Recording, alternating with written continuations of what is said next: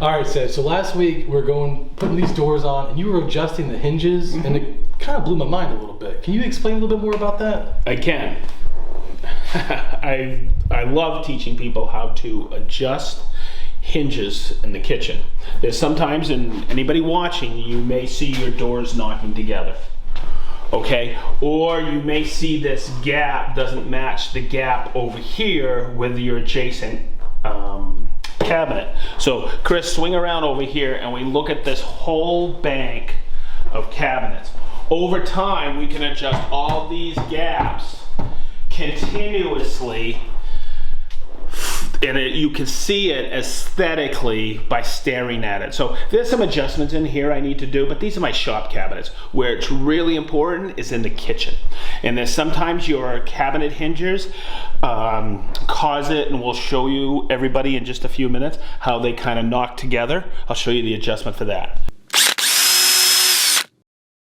So let's define the hinge. Okay. And a lot of people don't know this, and it just kills me, it surprises me that you have adjustment in these. Right. Okay, well, the hinge is two pieces. Okay, this is the hinge plate.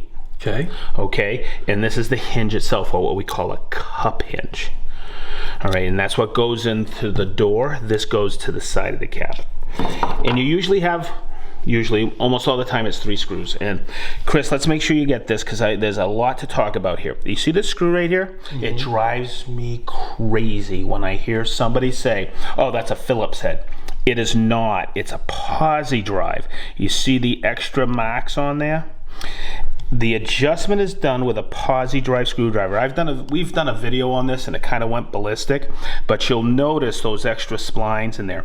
That grips the screw better, there's more surface area, and it seats in there. So I want you to see what this does. Look at this center part. See how it moves up and down? Mm-hmm. But you gotta do them in conjunction with the top and bottom one when you adjust it, because you have one here and one here. But what that allows us to do is get a continuous reveal here and at the bottom. Or if you look at your cabinets like this right here, as long as your cabinets or doors are made perfect, you can bring those in line with just a quick adjustment. Like I'm gonna look at this one and I see my reveal like this. So I know I need to go down, and I'm always forgetting which way to go. So sometimes it's a give and take, but look at that. I brought it right in the line. Isn't that cool? That's really cool. And that's the one that a lot of people forget on the hinge plate. Huh. All right, Sedge, what about these? Okay, the hinge that goes in the door, it's right here, look. Okay, and I have this on. This is an additional soft close that can go on existing clip tops. But this is one where it's built in, and people don't know this either. You can actually turn that soft close on and off if you want. But see how that's built in? So when you order your hinges, do you want soft close included or not? The other thing to remember is you saw that I had this because this was an afterthought for the soft close. It's a piston, so when you don't hear the door slamming anymore against the screwdriver. Okay, they just snap right in like this. Okay, so remember, you only need one piston or soft close or one soft close hinge. Oh. So you can save a few bucks if you put this in here, just one, because you don't need two, that's overkill. So when I go over, and it's kind of like a kiss of death when I go over somebody's house and I'm looking at their kitchen, the bank of cabinets, you automatically, since now you're building them, you automatically look at the reveal on the uppers and lowers. That's why I always carry a posi drive. One of the things I do is I look at the end panel. Let's swing over here, Chris. This is the one we haven't finished. I look at this reveal. Okay, I want that consistent. And then I want to come over here and look at this consistency here, up and down, because sometimes this is flush. All right, I know because I look at the center gap here, as long as the doors are made square. And then I'll come over here, and this one's a little tricky because this is where we did the applied molding. Chris, let's come over here so you can see it. Okay, and yes, last week we adjusted these when we built these, but that's consistent. Okay, so that's gonna be our end, right? This is gonna, we have that 4mm in here. So this is where I will look at these two screws. One of them adjusts this side gap and one of them adjusts this gap.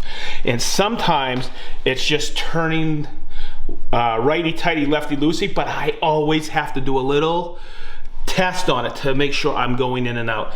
And it's a heck of a lot of fun adjusting these over time. You can make that look in somebody's kitchen change, and they're really thankful. So always carry a posi drive screwdriver like I do with me. And let's come in here, Chris, and let's look at this so you can see what these screws do. So if we look at this one, okay, and I take it, look, it's pushing it back. So what does that do? And come over here so we can see it. You can see where I'm narrowing it up here, and I'm still heavy down here, but let's look what it does here. And you can see it. See that gap? And you can go in somebody's kitchen or built in and look at this and go, wow, doesn't that drive you crazy? And you just come over and you just take that posi and you bring it right back, show where it should be, and it's just going back and forth, okay, and looking right there. So that's what that forward screw does.